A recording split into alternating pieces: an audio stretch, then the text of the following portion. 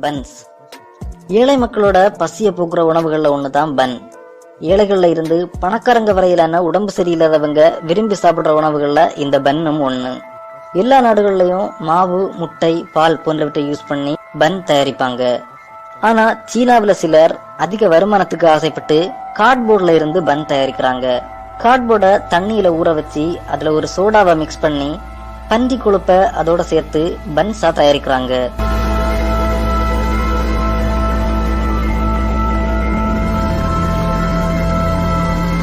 Cutter oil. Cutter ஆயில்ங்கிறது ஏற்கனவே பயன்படுத்தப்பட்ட சமையல் எண்ணெயை ரீசைக்கிள் பண்ணி திரும்பவும் பயன்படுத்துறது. இப்படி ரீசைக்கிள் பண்ணும்போது அந்த எண்ணெயோட விலங்குகளின் பாகங்கள், கொழுப்புகள், தோல்கள், காலாவதியான இறைச்சிகள் போன்றவற்றையும் சேர்ப்பாங்களாம். நீங்க இப்போ பாக்குறது மாதிரி மேன்ஹோல்ல ஓடுற சாக்கடையை சேகரிச்சு அதுல இருக்கிற எண்ணெயும் வடிகட்டி எடுப்பாங்களாம். இதுல சமைக்கிற உணவுகளை சாப்பிட்டா என்ன ஆகும்னு நீங்களே திங்க் பண்ணி பாருங்க. இந்த கட்டர் ஆயில் ரொம்பவுமே மலிவான விலைக்கு கிடைக்கிறதால பொதுமக்களோட ஆரோக்கியத்தை பத்தி கவலைப்படாத சில உணவகங்கள் இது மாதிரியான எண்ணெய்களை வாங்கி பயன்படுத்துறாங்க. வால்நட்ஸ். வால்நட்ஸ் சீனாவுல சற்றே விலை மதிப்பான ஒண்ணு. அதனால சில வியாபாரிகள் இந்த வால்நட்குள்ள இருக்கிற நட்ஸை வெளியே எடுத்து சிமெண்டையும் பேப்பரையும் அந்த ஓடுக்குள்ள வச்சு கம்மை யூஸ் பண்ணி இறுக்கமா மூடிடுறாங்க. அப்புறமா சிமெண்டால நிரப்பப்பட்ட வால்நட்ஸை தனியா விற்கிறாங்க. அந்த நட்ஸை எல்லாம் பேக்கெட் பண்ணி தனியா விற்கிறாங்க. ஒரு வால்நட்ல இருந்து டபுள் ப்ராஃபிட் பாக்குறாங்க இந்த போலி வியாபாரிகள். மட்டன். சீனாவோட இறைச்சி கடைகள்ல மட்டனுக்கு பதிலா எலி இறைச்சிகள் விற்பனை செய்யப்படுறதா சொல்றாங்க. எலி இறைச்சிய சிறு துண்டுகளா வெட்டி நிறத்தை மாத்துறதுக்கு ரசாயனங்களை யூஸ் பண்றாங்க. அப்புறமா ஆட்டிறைச்சியோட கொழுப்பை எலி இறைச்சி மேல ஒட்டி வைப்பாங்களாம்.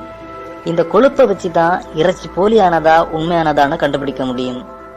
எலி இறைச்சி மேல இருக்கிற ஆட்டிறைச்சி கொழுப்பை கைகளை யூஸ் பண்ணியே ஈஸியா பிரிச்சு எடுக்க முடியுமாம். Fake cabbage. காய்கறிகளை கூட விட்டு வைக்கல சில சீனாக்காரனுங்க. ரசாயனங்களை பயன்படுத்தி போலியான முட்டைக்கோசை உருவாக்குறத நீங்க இந்த வீடியோவில் பார்க்கலாம்.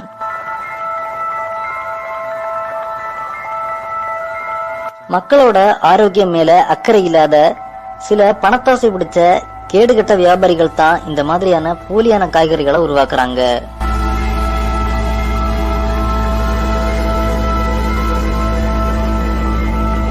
Pepper powder.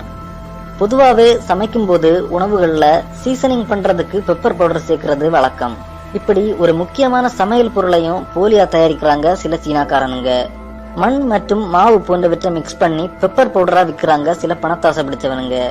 2011 சைனாவோட குவாங்டங் அப்படிங்கிற இடத்துல போலியான பெப்பர் பவுடர் வித்ததுக்காக ஒருத்தனை கைது செஞ்சிருக்காங்க.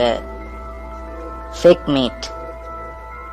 இந்த வீடியோல ஒருத்தன் மெழுகையும் ரசாயனத்தையும் யூஸ் பண்ணி ஒரு போலியான மாமிசத்தை உருவாக்குறத நீங்க பார்க்கலாம்.